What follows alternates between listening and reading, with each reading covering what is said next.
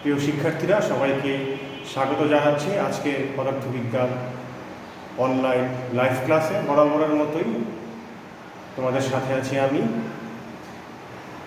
আজকে ক্লাস শুরুর পূর্ব মুহূর্তে আমি আগের মতো প্রতিদিনকার মতো জেনে নিতে চাচ্ছি যে আমার কথা স্পষ্ট শোনা যাচ্ছে কিনা বা ছবি দেখতে কোনো সমস্যা হচ্ছে কিনা। তোমরা কমেন্টের মাধ্যমে আমাকে জানাতে পারো, এবং যারা যারা ক্লাসে উপস্থিত হয়েছ তারা ঝটপট তোমাদের নাম, রোল নাম্বার এবং সেকশন জানিয়ে কমেন্ট বক্সে মন্তব্য করো।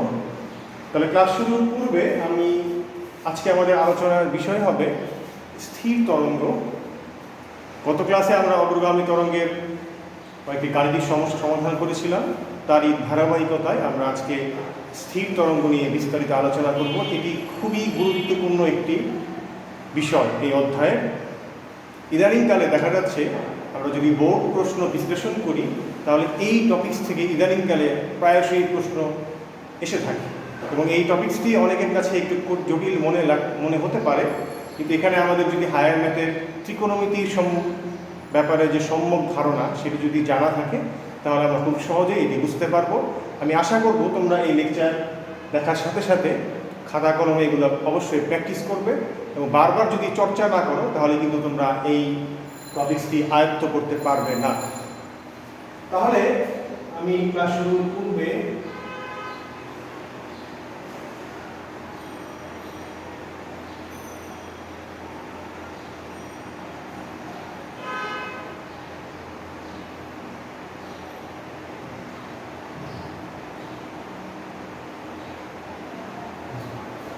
আমরা ক্লাস শুরু করে দিচ্ছি। প্রথমে আমরা স্থির তরঙ্গ বলতে আমরা আসলে কি বুঝবো। আমরা জানি যে তরঙ্গ সবসময় সময়ের সাথে সাথে সামনের দিকে অগ্রসরমান, কিন্তু স্থির তরঙ্গ আমরা এটাকে কেন বলবো। যেমন আমরা বাস্তব উদাহরণ দিতে পারি। আমরা যদি একটি বালতির মধ্যে, পানি ভর্তি বালতির মধ্যে যদি আমরা একটি তরঙ্গ সৃষ্টি করতে পারি, ধরো একটি পাথরের টুকরো যদি আমি বালতির মধ্যে ছেড়ে দিই, তখন দেখা যাবে সেই বালতির মধ্যে কিন্তু একটি তরঙ্গ সৃষ্টি হবে, এবং সেই তরঙ্গটি যে বিন্দু থেকে সৃষ্টি হচ্ছে সেখান থেকে সারা বালতিতে ছড়িয়ে যাওয়ার পরে বালতির সেই আবদ্ধ স্থান সেখানে প্রতিফলিত হয়ে সেটা কিন্তু আবার সেই উৎপত্তি স্থল, যেটাকে আমরা বলে থাকি তরঙ্গের উৎপত্তি স্থলে ফেরত আসবে। এখানে দেখা যাচ্ছে একই সঙ্গে দুটি তরঙ্গের সৃষ্টি হচ্ছে, এবং দুটি তরঙ্গের উপরিপাতনের ফলে একটি স্থির তরঙ্গ সৃষ্টি হয়। তাহলে আমরা আগে জানবো যে তরঙ্গের উপরিপাতন নীতিটি আসলে কি। তাহলে সেটা জানার জন্য আমি সবই বোর্ডে লিখে রেখেছি। একটু নিচে আমি চিত্রটা আঁকবো, যেহেতু আমার বোর্ডটি ছোট। তাহলে ধরো দুটি তরঙ্গ একই সরলরেখা বরাবর সামনের দিকে অগ্রসরমান, একটি তরঙ্গ এবং আরেকটি তরঙ্গ। প্রথম তরঙ্গটি যার সরণ হচ্ছে ধরো y1, এটি বাম দিক থেকে ডান দিকে যাচ্ছে, এবং আরেকটি তরঙ্গ যেটির সরণ হচ্ছে y2, সেটি ডান দিক থেকে বাম দিকে আসছে। এখন যখনই তারা সামনের দিকে একে অপরের উপর অগ্রসর হতে থাকবে, তখনই কোনো এক সময় এসে তাদের মধ্যে একটি উপরিলেপন বা উপরিপাতন ঘটবে। কেমিস্ট্রিতে তোমরা যেমন সিগমা বন্ধন বা পাই বন্ধনে পড়েছিল যে মুখোমুখি একটি উপরিলেপন ঘটে। তাহলে এক্ষেত্রে তরঙ্গদ্বয় একসঙ্গে মিলিত হবে। তাহলে মিলিত হওয়ার সময় তাদের কি অবস্থা হবে সেটা যদি আমরা এই চিত্রের সাহায্যে এভাবে দেখাতে চাই। এটি ছিল আমাদের y1 তরঙ্গ, এবং এটি হচ্ছে y2, যেটি সরণ হচ্ছে y1 প্রথম তরঙ্গের, এবং দ্বিতীয় সরণটি হচ্ছে তোমার y2।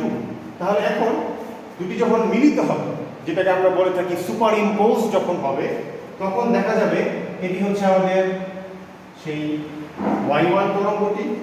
আমি অন্য কালি নিয়ে যদি y2 তরঙ্গটি দেখাতে চাই, এটি হচ্ছে y2। তাহলে এটি হচ্ছে আমাদের এই নীল রং দিয়ে আমরা y2 বোঝাচ্ছি, এটি হচ্ছে y2, এবং কালো কালি দিয়ে আমরা প্রথম যে তরঙ্গটি সেটির সরণ বোঝাচ্ছি y1। তখন এই দুটি তরঙ্গের মিলনের ফলে যে লব্ধি তরঙ্গের সৃষ্টি হবে, সেই লব্ধি তরঙ্গের সরণ হবে এই প্রত্যেকটি যে ইন্ডিভিজুয়াল যে ওয়েভ বা প্রত্যেকটি তরঙ্গের আলাদা আলাদা সরণের বীজগাণিতিক যোগফলের সমান। এখানে খেয়াল করতে হবে দুটো তরঙ্গ কিন্তু একই দশায় আসছে, এরা একই দশায় না এসে বিপরীত দশায় আসতে পারতো। তাহলে লব্ধি যে তরঙ্গটি হবে সেটির সরণ হবে, আমি যে লাল কালি দিয়ে মার্ক করে দেখাচ্ছি, সেটি হচ্ছে আমাদের ওয়াই।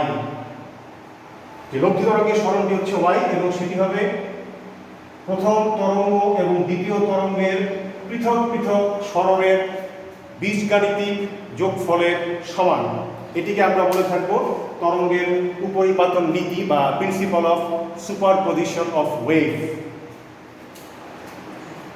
এখন এই তরঙ্গগুলো যদি একই দশায় না এসে বিপরীত দশায় আসতো, তোমাদের আমি একটু ধরে নিই, ধরো প্রথম তরঙ্গের সরণ হচ্ছে 5 সেন্টিমিটার ধরে নাও এবং দ্বিতীয় তরঙ্গের সরণ হচ্ছে 3 সেন্টিমিটার, তাহলে এই লব্ধি তরঙ্গের সরণ হবে 5 যোগ 3 8 সেন্টিমিটার। কিন্তু এখন যদি এমন হতো যে এই তরঙ্গগুলো সমদশায় না এসে বিপরীত দশায় একটির উপর আরেকটি আপতিত হতো, তখন আমাদের কি ঘটতো? বিপরীত দশায় আমি নিচের দিকে দিয়ে দিচ্ছি, এটি হচ্ছে আমাদের y2। যেহেতু সরণ ভেক্টর রাশি, উপরের দিকে সরণকে যদি আমরা প্লাস ধরি, নিচের দিকে সরণটাকে আমরা নেগেটিভ ধরবো। তাহলে খেয়াল করো, আগে আমরা ধরেছিলাম প্রথমটি সরণ ছিল 5, দ্বিতীয়টি সরণ ছিল 3, দুটি প্লাস ছিল, তাহলে লব্ধি সরণ হবে 5 + 3, যেটি হচ্ছে 8। কিন্তু দ্বিতীয় ক্ষেত্রে এটি যেহেতু বিপরীত দশায় আছে, এটাকে আমরা ধরে নিচ্ছি -3। তাহলে এখন যদি 5 এবং -3 যোগ করি, তাহলে আমাদের লব্ধি সরণটি কি হবে? 2 হবে। তখন আমাদের দেখা যাবে এই লাল যে আমরা যে তরঙ্গটি এঁকেছিলাম সেটি এরকম একটি অবস্থা আসবে। ধরো এটি ছিল আমাদের y1, এটি ছিল আমাদের y2, এটা হচ্ছে y2, এটা হচ্ছে y1। তাহলে আমাদের যে লব্ধি যে তরঙ্গটি হবে সেটি সরণ কিন্তু আগের চেয়ে কমে যাবে, তখন এটি হবে আমাদের y। তাহলে সব ক্ষেত্রেই বলা যাচ্ছে, লিখে দিয়েছি, যে কোনো মাধ্যমের মধ্য দিয়ে একই সময়ে একাধিক তরঙ্গ যদি সঞ্চালিত হয় একই সময়ে, সেগুলো একই দশায় হতে পারে, বিপরীত দশায় হতে পারে। যে কোনো বিন্দুর লব্ধি সরণ প্রত্যেকটি তরঙ্গ পৃথক পৃথকভাবে যে সরণ সৃষ্টি করত, তাদের বীজগাণিতিক সমষ্টি সমান। এক্ষেত্রেও কিন্তু এটাকে আমরা বিপরীত দশা হওয়ার কারণে এটার মানটি আমরা মাইনাস ধরে নিয়েছি, এই জন্য এই ক্ষেত্রে আমাদের y হবে y1 + y2। তাহলে এইটি চলে গেল আমাদের তরঙ্গের উপরিপাতন নীতি। এটি খুবই গুরুত্বপূর্ণ জ্ঞানমূলক প্রশ্নের জন্য, পরীক্ষাতে প্রায় এসে থাকে।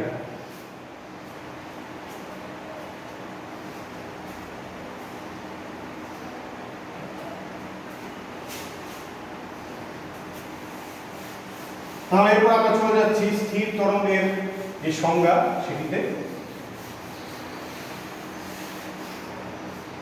তাহলে স্থির তরঙ্গের ক্ষেত্রে একই রকম হতে হবে। এক্ষেত্রে শর্ত হচ্ছে এদের বিস্তার এবং কম্পাঙ্ক এবং তরঙ্গ দৈর্ঘ্য একই হতে হবে। দুটি তরঙ্গ যদি পরস্পর বিপরীত দিক থেকে একটির উপর আরেকটি উপরিপাতিত হওয়ার চেষ্টা করে, যে ক্ষেত্রে আমরা ধরে নেব তাদের তরঙ্গ দৈর্ঘ্য এবং বিস্তার দুটোই সমান ছিল, তখন যে লব্ধি তরঙ্গের সৃষ্টি হয় সেটাকেই বলা হবে স্থির তরঙ্গ। দেখো লিখে রাখা আছে যে কোনো মাধ্যমের একটি সীমিত অংশ, অবশ্যই স্থির তরঙ্গটি একটি সীমিত অংশ জুড়ে হবে। কেন হবে আমরা বিস্তারিত আরেকটু পরে আলোচনা করছি। পরস্পর বিপরীতমুখী ও সমান বিস্তার ও তরঙ্গ দৈর্ঘ্যের দুটি অগ্রগামী তরঙ্গ একে অপরের উপর আপতিত হলে যে নতুন তরঙ্গ সৃষ্টি হয় তাই হচ্ছে আমাদের স্থির তরঙ্গ, এবং এটাকে ইংরেজিতে বলা হয় stationary wave or standing wave. তাহলে এখন যদি আমরা এটাকে চিত্র আকারে আঁকার চেষ্টা করে থাকি, খেয়াল করো, একটি তরঙ্গ ধরো বাম দিক থেকে ডান দিকে যাচ্ছে এবং আরেকটি তরঙ্গ বিপরীত দিক থেকে আসছে, সেটাকে আমরা যদি বিপরীত দিক থেকে আঁকতে আমাদের কষ্ট হচ্ছে, তাহলে আমরা এটাকে এভাবে দিয়ে দিই।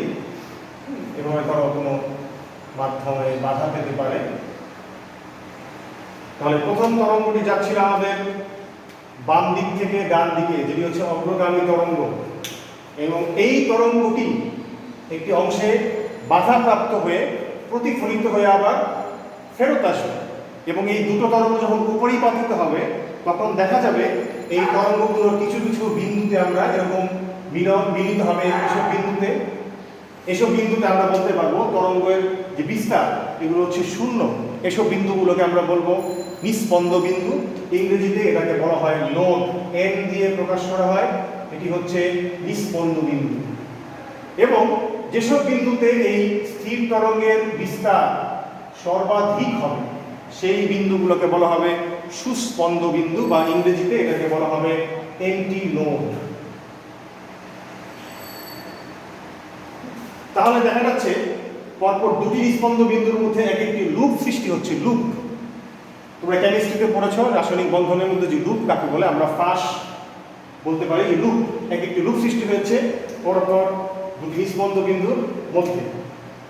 তাহলে এই তরঙ্গগুলোকে আসলে স্থির তরঙ্গ বলার কি কারণ, এটা যদি আমরা বিবেচনা করতে চাই যে এই তরঙ্গগুলোকে কেন স্থির তরঙ্গ বলা হয়, এখানে আসলে তরঙ্গ স্থির থাকে না। এখানে দেখা যায় তরঙ্গ মানেই হচ্ছে আমাদের শক্তি স্থানান্তর। তাহলে দেখা যায় এই তরঙ্গের ক্ষেত্রে যে লুপগুলি সৃষ্টি হয়, এই লুপগুলোর যে এনার্জি বা শক্তি, এই শক্তি কখনো একটি লুপ থেকে আরেকটি লুপে স্থানান্তরিত হতে পারে না। এদের যে শক্তি, এগুলো দেখা যায় এক একটি লুপের মধ্যেই সীমাবদ্ধ থাকে। এজন্য এখানে শক্তির যে সীমাবদ্ধতার কারণেই এটিকে আমরা বলে থাকি স্থির তরঙ্গ। এখানে দেখো আমি সুন্দর করে উত্তরটি লিখে রেখেছি যে স্থির তরঙ্গকে কেন স্থির বলা হয়। স্থির তরঙ্গে কিছু কিছু বিন্দু অবস্থান নির্দিষ্ট থাকে, সেই বিন্দুগুলোকে আমরা বলে থাকি নোড বা নিস্পন্দ বিন্দু। এগুলো কিন্তু নির্দিষ্ট করা, কোনো স্পন্দন হবে না এখানে, অর্থাৎ স্থির থাকে। এদের শক্তি সবসময় কি হবে, আমরা জানি মোট শক্তি হচ্ছে গতিশক্তি এবং বিভব শক্তির যোগফলের সমান। এদের শক্তি হবে সর্বদা কম্পনজনিত গতিশক্তি, যেটাকে আমরা বলে থাকি ভাইব্রেশনাল কাইনেটিক এনার্জি। কিন্তু সরল চুম্বকীয় স্পন্দন হচ্ছে এগুলি আবার গতিশক্তির কারণে আবার ফেরত আসছে তাদের আদি সাম্যাবস্থার দিকে, এবং এরা কখনোই স্থিতিস্থাপক বিভব শক্তি অর্জন করে না। শুধুমাত্র কম্পনজনিত গতিশক্তিটি হবে মোট শক্তির সমান। শক্তি এই স্থির বিন্দু মানে এই নিস্পন্দ বিন্দু যেগুলো লুপের মধ্যে রয়েছে, এগুলো অতিক্রম করে একটি লুপ থেকে আরেকটি লুপে যেতে পারে না। এজন্য বলা হয়েছে যে লুপের কণাগুলোর শক্তি এই লুপের মধ্যেই সীমাবদ্ধ থাকে। এজন্যই এদেরকে বলা হয় স্থির তরঙ্গ বা স্টেশনারি ওয়েভ বা স্ট্যান্ডিং ওয়েভ, আমরা যেটাই বলতে চাই। তাহলে এখন আমরা স্থির তরঙ্গের গাণিতিক সমীকরণ প্রতিপাদন করব।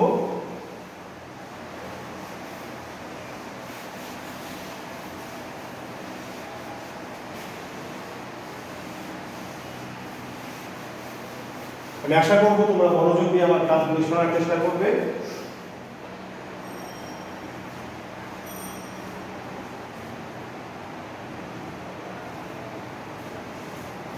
তাহলে স্থির তরঙ্গ যে বাধা পাচ্ছে, এখানে এই যে প্রান্তে এটা প্রতিফলিত হচ্ছে সেই প্রান্তটি বদ্ধ হতে পারে অথবা উন্মুক্ত হতে পারে। যেমন আমরা যখন বাঁশি বাজাই, বাঁশির কোনো যে আমরা যে অর্গ্যান আছে মাউথ অর্গ্যান যেগুলোকে আমরা বলি, সেগুলোতে কখনো দুই প্রান্তই উন্মুক্ত থাকে অথবা একটি প্রান্ত বদ্ধ থাকে, একটি প্রান্ত উন্মুক্ত থাকে। মানে আমরা যেই প্রান্ত দিয়ে ধরো একটা টেস্ট টিউব যদি চিন্তা করো, টেস্ট টিউব যদি ফু দাও তখন এখানে কিন্তু শব্দের সৃষ্টি হবে। এখন যেই প্রান্তে ফু দিচ্ছ সেটা কিন্তু খোলা ছিল এবং বিপরীত প্রান্ত ছিল কিন্তু আবদ্ধ। তো সেরকম আমাদের বিপরীত প্রান্ত যেটা হচ্ছে প্রতিফলিত প্রান্ত, সেই প্রান্ত উন্মুক্ত হতে পারে অথবা বদ্ধ হতে পারে। তাহলে এখানে যে তরঙ্গ যে বাহকটি ছিল, এই তরঙ্গ বাহকটি যদি উন্মুক্ত প্রান্তে প্রতিফলিত হয়, ওই ক্ষেত্রে আমাদের স্থির তরঙ্গের সমীকরণটি কি হবে? তাহলে আমরা এক্ষেত্রে বলতে পারি তরঙ্গ বাহকের মুক্ত প্রান্তে প্রতিফলনের ক্ষেত্রে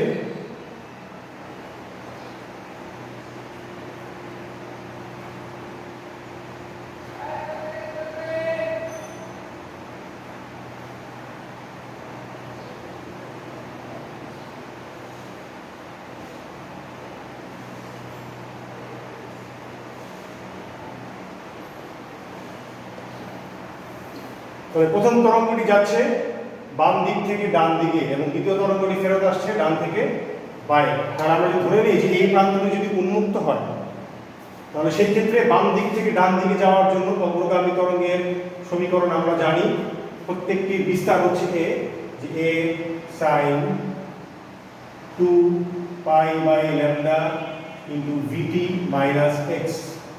এবং এই তরঙ্গটি যখন উন্মুক্ত প্রান্তে প্রতিফলিত হয়ে ফেরত আসবে তখন কিন্তু এটি ডান দিক থেকে বাম দিকে আসছে, তখন ওই ক্ষেত্রে অগ্রগামী তরঙ্গের সমীকরণ হবে a sine 2 pi by lambda into VT plus x. এখন তারা যেহেতু উপরিপাতিত হচ্ছে, আমরা জানি যে তরঙ্গের উপরিপাতন নীতি অনুসারে এই যে স্থির তরঙ্গ যে লব্ধি তরঙ্গটি সৃষ্টি হচ্ছে তার যে সরণ, সেই সরণ যদি y হয় তাহলে y হবে y1 প্লাস y2। তাহলে আমরা যদি এই দুটোকে যোগ করে দেই a sine 2 pi by lambda into VT minus x plus a sine 2 pi by lambda into VT plus x. তাহলে আমাদের কি হবে, এক্ষেত্রে আমরা এখান থেকে কিন্তু a কমন নিতে পারি। যদি a কমন নিয়ে নেই তাহলে থাকবে sin 2 pi by lambda into VT minus x plus sin 2 pi by lambda into VT plus x. এখন আমরা ত্রিকোণমিতির মধ্যে সূত্র জানি যে sin c plus sin d, এটা সূত্র রয়েছে। আমি দুটো সূত্রই লিখবো, কোনগুলো আমাদের কাজে লাগবে আমি বলে দিচ্ছি। একটি হচ্ছে sin c plus sin d। আমরা যদি এটিকে c ধরি এটিকে d ধরি তাহলে সূত্র হবে আমাদের 2 sin c plus d by 2 into cos c minus d by 2। আমরা এটি ধরতে পারি, অথবা আরেকটি সূত্র রয়েছে যেটি হচ্ছে sin a plus b plus sin a minus b, এটি হচ্ছে 2 sin a cos b। এটি দিয়ে করলে এক লাইনে হয়ে যাবে। তাহলে আমাদের a হবে এতটুকু, b হবে এতটুকু। তাহলে আমি এটি দিয়ে যদি করি তাহলে দেখো, খেয়াল করো, এটা হচ্ছে a, মানে এটার সঙ্গে 2 pi by lambda into vt হচ্ছে a, 2 pi by lambda into x হচ্ছে b। তাহলে এভাবে যদি আমরা করি তাহলে সূত্রটি দাঁড়াবে এরকম, a ইনটু 2 sin a হচ্ছে আমাদের 2 pi by lambda into vt এবং b হচ্ছে আমাদের 2, এখানে যদি আমরা cos বসাই এবং এখানে হবে cos 2 pi by lambda into x। আমরা এইভাবে জানি। আর তুমি যদি চাও, তুমি চাইলে ওই sin c plus sin d সূত্র অ্যাপ্লাই করে c প্লাস d যোগ করে এই টার্মটাকে আমরা পাবো। তাহলে এখন আমরা যদি এটা সমীকরণটাকে সাজিয়ে লিখতে চাই, এখন খেয়াল করতে হবে আমাদের অগ্রগামী তরঙ্গের ক্ষেত্রে আমরা যে সরণের সমীকরণগুলো বের করেছিলাম সেগুলোর মধ্যে আমাদের এটা কিন্তু ইন টার্মস অফ এক্স সরণ বনাম সরণের সময় আমরা বের করেছি, সময়ের সাপেক্ষে আমরা বের করতে পারি। এখন খেয়াল করো, আমরা যেহেতু বলেছিলাম যে দুটি অগ্রগামী তরঙ্গের উপরিপাতনের ফলে একটি স্থির তরঙ্গের সৃষ্টি হবে, তাহলে সেই স্থির তরঙ্গের কিন্তু একটি বিস্তার থাকবে। সেই বিস্তারটি কত হবে সেটা যদি আমরা চিন্তা করি, এখন বিস্তার হচ্ছে একটি সরণ। এখন এখানে সরণের টার্ন কোনটি এবং সময়ের টার্ন কোনটি? সরণের টার্ন কিন্তু হচ্ছে পদের সঙ্গে যেটা আছে সেটি। তাহলে সূত্রটাকে যদি আমরা একটু সাজিয়ে লিখি, এটা তোমাদের মুখস্থ রাখতে হবে, এটা দিয়ে আমরা অনেক অঙ্ক করতে পারবো।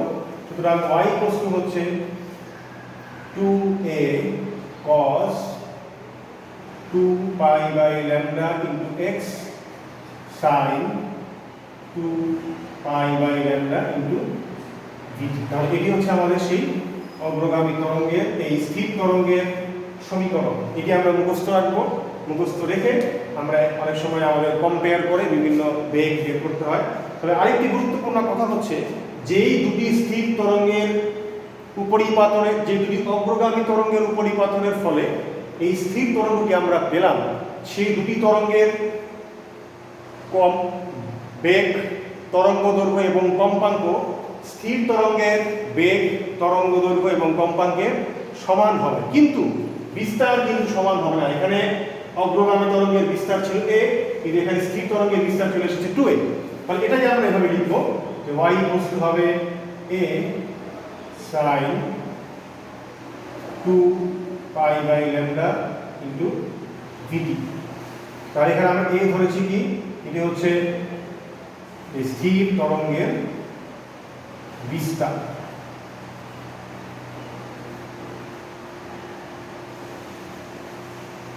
কেন আমরা এক্সটা নিলাম? কারণ স্থির তরঙ্গ বিস্তারটি হচ্ছে এই সরণ, এই জন্য আমরা সময়ের ফাংশনটাকে নিতে পারিনি। তাহলে এটি হবে 2a cos 2π/λ ইন্টু x।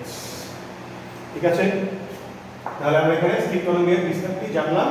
তাহলে এই সূত্রটাকে আমরা আরেকটু স্পেসিফিক্যালি লিখতে পারি যে y হচ্ছে a sin, আমরা জানি এই v/λ এটি কিন্তু হচ্ছে কম্পাঙ্ক, n হচ্ছে v/λ এবং 2πn এটা হচ্ছে ওমেগা। তাহলে এটাকে আমরা এভাবে লিখতে পারি a sin ওমেগা টি। এটি আমাদের মনে রাখতে তুলনামূলক সহজ হবে। এখন যদি বদ্ধ প্রান্তে প্রতিফলিত হয়, এই তরঙ্গ বাহকের যে প্রতিফলিত যে পার্টটি ছিল সেটি যদি বদ্ধ প্রান্তে হয়ে থাকে, তখন কিন্তু আমাদের সূত্রটি আসবে y a cos omega t. এগুলি আমাদের মাথায় রাখতে হবে।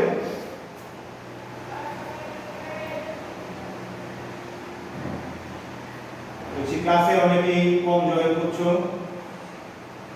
তোমরা আমাদের ক্লাস এরপরে কিন্তু আমার আরো আরেকটি ক্লাস রয়েছে, অনেকেই ক্লাস করে আর লাইভে থাকছো না, খুবই বাজে একটি অনুশীলন। আশা করি তোমরা এরপর থেকে এগুলো মনোযোগ সহকারে দেখে দেখার চেষ্টা করবে। তাহলে এরপরে আমরা পেয়ে গেলাম আমাদের এই প্রযোজ্য ক্ষেত্রে স্থির তরঙ্গের সমীকরণটি আমরা জেনে গেলাম।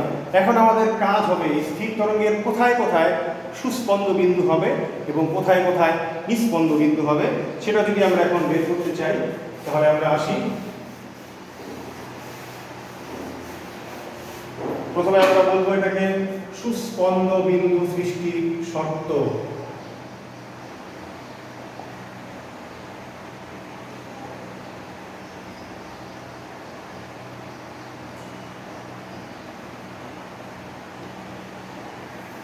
তাহলে সুস্পন্দ বিন্দু হচ্ছে স্থির তরঙ্গের যে সকল বিন্দুতে এই লব্ধি তরঙ্গের বিস্তার সর্বোচ্চ, সেই বিন্দুগুলোকে বলা হবে সুস্পন্দ বিন্দু, মানে যেখানে স্পন্দন হবে, শব্দ শোনা যাবে।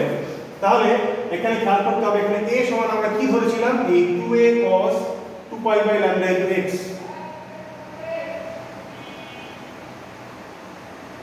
তাহলে আমরা বলতে পারবো যে a এর মান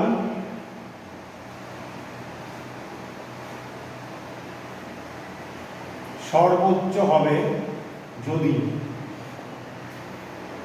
খেয়াল করো a এর মধ্যে আমাদের কি ছিল, 2a cos 2π/λ ইনটু x। এখানে আমাদের পরিবর্তনশীল ভেরিয়েবল যেটা সেটা হচ্ছে cos। তাহলে আমরা জানি cos এর সর্বোচ্চ মান হচ্ছে +1। এখন আমরা কিন্তু এই মানটি নিচ্ছি, উপরে নিচের মান, উপরেরটা যদি +1 হয়, নিচেরটা হবে -1। তাহলে সর্বোচ্চ মান হতে হবে +-1, এবং +-1 যদি এখানে আমরা বসাই, তখন বিস্তারের মান কিন্তু হবে +-2a। তাহলে আমরা এখানে লিখব সেই মান কি হবে +-2a যদি cos 2π/λ ইনটু x কি হবে +-1 হয়। এটা আমাদের মাথায় রাখতে হবে। এখন দেখো, এটা যদি +-1 হয়, তাহলে আমরা জানি cos 0 ডিগ্রির মান হচ্ছে +1, cos 180 ডিগ্রির মান হচ্ছে -1। এগুলো কিন্তু পর্যাবৃত্ত ফাংশন, বারবার কিন্তু এই মানগুলো পুনরাবৃত্তি হয়ে থাকে। তাহলে আমরা এটাকে লিখতে পারবো এইভাবে যে cos 2π/λ ইনটু x হচ্ছে cos 0 cos π cos 2π, এভাবে ডট ডট ডট করে আমরা লিখতে পারবো। তাহলে এই মান কিন্তু চলতেই থাকবে, এটাকে আমরা শেষে লিখতে পারি cos mπ। এখানে m হচ্ছে একটি পূর্ণ সংখ্যা। তাহলে এটিকে যদি আমরা জেনারেলাইজড ফর্মে লিখতে চাই, খেয়াল করো, তাহলে এভাবে আমরা লিখতে পারবো যে cos 2π/λ ইনটু x হবে cos mπ, যেখানে m হচ্ছে যে কোনো একটি পূর্ণ সংখ্যা এবং সেটির মান 0 থেকে শুরু করে যে কোনো পূর্ণ সংখ্যা। এখন তুমি যদি m এর ভ্যালু এখানে 0 বসাও, তাহলে আমাদের cos 0 আসছে, m এর ভ্যালু যদি 1 বসাও এখানে আসবে cos পাই যেটা হচ্ছে -1, m এর ভ্যালু যদি 2 বসাও এটা আসবে cos 2 পাই সেটা হচ্ছে +1। এভাবে এই মানটি চলতে থাকে। তাহলে দুই দিক থেকে যদি আমরা cos ক্যান্সেল করে দিই তাহলে আমাদের কি আসবে? তাহলে আমাদের আসবে 2 pi by lambda into x equal to হচ্ছে m পাই। তাহলে x ইকুয়াল টু কত? তার মানে এই যে এই x এটা কত হবে? এই চিত্রটাকে আমরা এখন একটু চেঞ্জ করব, কারণ আমাদের আমরা কিন্তু এটা বিস্তারের জন্য এখন দেখাবো। তাহলে x ইকুয়াল টু আমাদের আসবে, আমাদের যদি পাই পাই আমরা কেটে দেই তাহলে x ইকুয়াল টু আসবে m ল্যামডা বাই 2। তাহলে এটিকে আমরা চাইলে এইভাবেও লিখতে পারি 2m ল্যামডা বাই 4। এটি লেখার একটি কারণ রয়েছে, আমি বলছি এখন। তাহলে এখন যদি আমরা আবার m এর ভ্যালু বসিয়ে দেই, m এর ভ্যালু যদি 0 বসাই এখানে x ইকুয়াল টু আসবে 0। m এর ভ্যালু যদি 1 বসাই আসবে 2 ল্যামডা বাই 4, যেটাকে আমরা ল্যামডা বাই 2 লিখতে পারি। m এর ভ্যালু যদি 3 বসাই তাহলে আসবে, m এর ভ্যালু আমাদের 1 বসালাম এটি আসলো, m এর ভ্যালু 2 বসালে আসবে আমাদের 4 ইনটু ল্যামডা বাই 4, m এর ভ্যালু 3 বসালে আসবে আমাদের 6 ইনটু ল্যামডা বাই 4। এভাবে আমাদের চলতেই থাকে। তার মানে দেখা যাচ্ছে সবসময় আমরা ল্যামডা বাই 4 এর একটি জোড় গুণিতক পাচ্ছি। এখন যদি চিত্রটাকে আমরা এখন ভালো মতো আঁকতে চাই তাহলে আমাদের কেন আমরা এভাবে আঁকবো? কারণ এই ক্ষেত্রে এটি হচ্ছে আমাদের a।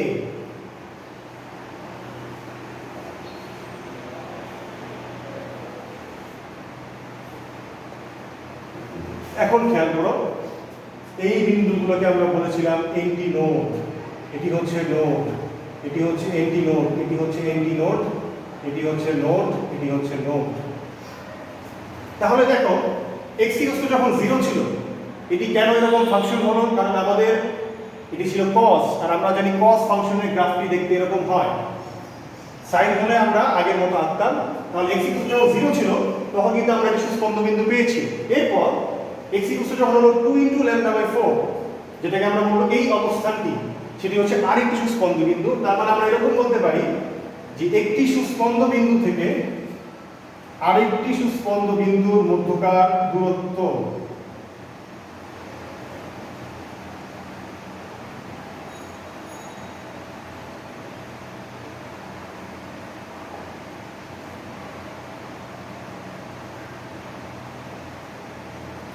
সেটি হচ্ছে এই 2 ইনটু ল্যামডা বাই 4 কে আমরা ল্যামডা বাই 2 লিখতে পারি। তাহলে একটি সুস্পন্দবিন্দু থেকে আরেকটি সুস্পন্দবিন্দুর মধ্যকার দূরত্ব হবে ল্যামডা বাই 2। আমি আর কিছুক্ষণ নিব ক্লাসটি, একটু মনোযোগ দিয়ে তোমরা দেখো। এখন আমরা চলে যাচ্ছি নিস্পন্দবিন্দু সৃষ্টির শর্তে।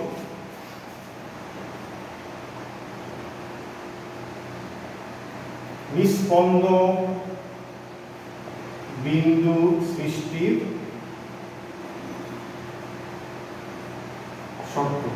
কারণ নিস্পন্দ বিন্দু তখনই হবে যেখানে বিস্তারের মানটি সর্বনিম্ন হবে। তাহলে বিস্তারের মান সর্বনিম্ন হতে গেলে আমাদের কিন্তু খেয়াল করো, আমাদের যে টার্মটি ছিল ওই a সমান ছিল আমাদের 2a cos 2 pi by lambda into x, এটি ছিল আমাদের a।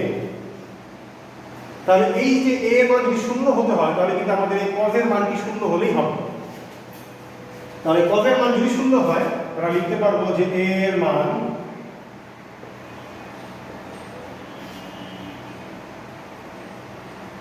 সর্বনিম্ন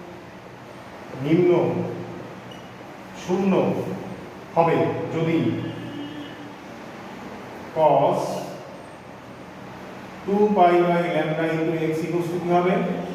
0 হয়। আর আমরা জানি cos 90 ডিগ্রি হচ্ছে 0, cos 270 ডিগ্রি হচ্ছে 0। এভাবে আমাদের এই মানগুলি আসতেই থাকে। তাহলে আমরা লিখতে পারি cos 2 pi by lambda into x equal to হচ্ছে cos 90 মানে হচ্ছে পাই বাই 2, এরপরে হচ্ছে 3 পাই বাই 2 যেটি হচ্ছে 270 ডিগ্রি, এরপর হচ্ছে 450 ডিগ্রি, সেটাকে আমরা লিখতে গেলে এভাবে লিখব 5 পাই বাই 2 এভাবে ডট ডট ডট। এটাকে যদি আমরা জেনারেলাইজড ফর্মুলাতে লিখতে চাই আমরা এভাবে লিখতে পারবো cos 2m plus 1 into pi by 2, যেখানে আবার m হচ্ছে কি শূন্য সহ যে কোনো পূর্ণ সংখ্যা। এখন m যদি শূন্য হয় তাহলে এখানে কিন্তু আসবে পাই বাই 2 যদি বসাও। m এর মান 1 বসালে এটি হবে 2 into 1, 2 plus 1 3 pi by 2। m এর মান 2 বসালে এটি হবে 5 পাই বাই 2। তাহলে এখন এখান থেকে আমরা যদি x বের করতে চাই, দুই দিক থেকে আমরা যদি cosটাকে ক্যান্সেল করে দেই তাহলে আসবে 2 pi by lambda into x equal to হচ্ছে 2m plus 1 into pi by 2। এখান থেকে আমরা x ইকুয়াল টু কি লিখতে পারি, আমাদের এই পাই বাই কাটা চলে যাচ্ছে, x ইকুয়াল টু হবে 2m plus 1 into lambda by 4। এখন যদি আমরা m এর মান গুলো আবার বসাই, এখানে m এর মান যদি 0 বসাই এটি হবে ল্যামডা বাই 4। m এর মান যদি 1 বসাই তাহলে আসবে কি 1 বসালে আসবে 3 ল্যামডা বাই 4। m এর মান 2 বসালে আসবে 5 ইনটু ল্যামডা বাই 4। তার মানে দেখা যাচ্ছে এইসব ক্ষেত্রে আমরা কিন্তু ল্যামডা বাই 4 এর সঙ্গে একটি বিজোড় সংখ্যা পাচ্ছি, বিজোড় পূর্ণ সংখ্যা পাচ্ছি। তাহলে এই ক্ষেত্রে বলা যাবে যেসব বিন্দুতে এই সরণ হবে এটাকে আমরা বলতে পারি পথ পার্থক্য, পথ পার্থক্য হবে ল্যামডা বাই 4 এর বিজোড় গুণিত, সেসব বিন্দুতে স্থির তরঙ্গের সৃষ্টি হবে। তাহলে এখন খেয়াল করো, আমরা যদি এখন দেখতে চাই যে একটি স্পন্দ বিন্দু থেকে আরেকটি স্পন্দ বিন্দুর মধ্যকার দূরত্ব কত হবে, এটিও কিন্তু একই হবে। আমরা যদি 3 ল্যামডা বাই 4 থেকে ল্যামডা বাই 4 বিয়োগ করি এটি কিন্তু হবে 2 ল্যামডা বাই 4, মানে সেটিকে আমরা বলবো ল্যামডা বাই 2। তাহলে এই কথাটা আমরা এখানে লিখতে পারি যে পর পর দুটি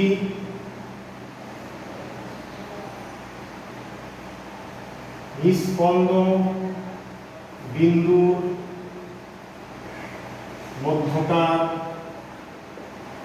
দূরত্ব এটিও কি ল্যামডা বাই 2। এখন যদি আমরা এটাকে চেক করি তাহলে আমাদের কি আসবে, এই তরঙ্গের ক্ষেত্রে তরঙ্গ দৈর্ঘ্য কতটুকু হবে। এক্ষেত্রে আমরা অনেকগুলোকে তরঙ্গ দৈর্ঘ্য বলতে পারি। এটি একটি তরঙ্গ দৈর্ঘ্য, এটি হচ্ছে ল্যামডা, অথবা তুমি যদি চাও এখানে এটিকে এনটি নোট লিখে আমাদের এই অংশটাকে একটি তরঙ্গ দৈর্ঘ্য বলতে পারো, এটিও ল্যামডা। এখন খেয়াল করো, এই ল্যামডাকে যদি আমি অর্ধেক করি তাহলে আমরা কত পাচ্ছি, ল্যামডা বাই 2। তার মানে একটি লুপের তরঙ্গ দৈর্ঘ্য হচ্ছে ল্যামডা বাই 2। তাহলে একটি লুপের জন্য পথ পার্থক্য আমরা যদি বলি, এটা যদি ল্যামডা বাই 2 হয় তাহলে হাফ লুপের জন্য সেটি কিন্তু হবে ল্যামডা বাই 4। তাহলে আমরা এরকম বলতে পারি যে পরপর 3টি স্পন্দ বিন্দুর সমন্বয়ে একটি তরঙ্গ দৈর্ঘ্য গঠিত, অথবা পরপর 3টি সুস্পন্দ বিন্দুর সমন্বয়ে একটি তরঙ্গ দৈর্ঘ্য গঠিত। অথবা এখন যদি আমরা বলে থাকি একটি সুস্পন্দ থেকে আরেকটি সুস্পন্দ বিন্দুর মধ্যকার দূরত্ব, এটি হবে ল্যামডা বাই 2, এটিও হবে ল্যামডা বাই 2। আবার একটি নিস্পন্দ বিন্দু থেকে আরেকটি নিস্পন্দ বিন্দুর দূরত্ব হচ্ছে ল্যামডা বাই 2, একটি নিস্পন্দ থেকে আরেকটি নিস্পন্দ বিন্দুর মধ্যকার দূরত্ব হচ্ছে ল্যামডা বাই 2। তাহলে আমরা যেহেতু বললাম একটি হাফ লুপ অর্ধ লুপের তরঙ্গ দৈর্ঘ্য হচ্ছে ল্যামডা বাই 4, তাহলে আমরা এটা বলতে পারি একটি সুস্পন্দ থেকে একটি নিস্পন্দ বিন্দুর মধ্যকার দূরত্ব হবে কি ল্যামডা বাই 4, যেটা আমরা এখানে লিখতে পারি যে একটি সুস্পন্দ থেকে আরেকটি নিস্পন্দ বিন্দু, অথবা একটি নিস্পন্দ থেকে আরেকটি সুস্পন্দ বিন্দুর মধ্যকার দূরত্ব হচ্ছে কি ল্যামডা বাই 4। এটিকে আমরা বলে থাকি পথ পার্থক্য। তাহলে আশা করি তোমরা এটা মনোযোগ দিয়ে চেষ্টা করবে। এটা একটু অনেকের কাছে কঠিন লাগতে পারে, তোমাদের যার কাছে কঠিন মনে হবে you are feel free to ask me anything, তোমরা আমাকে যে কোনো জিনিস জিজ্ঞেস করতে পারো। কিন্তু বারবার যদি এটি চর্চা না করো তাহলে কিন্তু তোমরা এটাকে আয়ত্ত করতে পারবে না। এবং এটার জন্য কি লাগবে, আমাদের সিম্পল ত্রিকোণমিতির কয়েকটি সূত্রের প্রয়োজন হবে। আমি আজকে ক্লাসটি আসলে দীর্ঘায়িত হয়ে গেছে, এই জন্য আমি তোমাদের কাছে ক্ষমা প্রার্থনা করছি।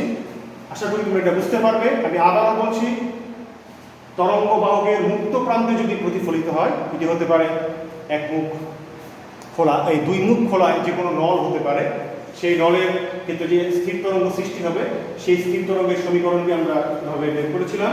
সেটি সমীকরণ ছিল আমাদের এরকম যে 2a cos 2 pi by lambda into x আর ছিল সাইন 2π/λ ইন্টু ভিটি।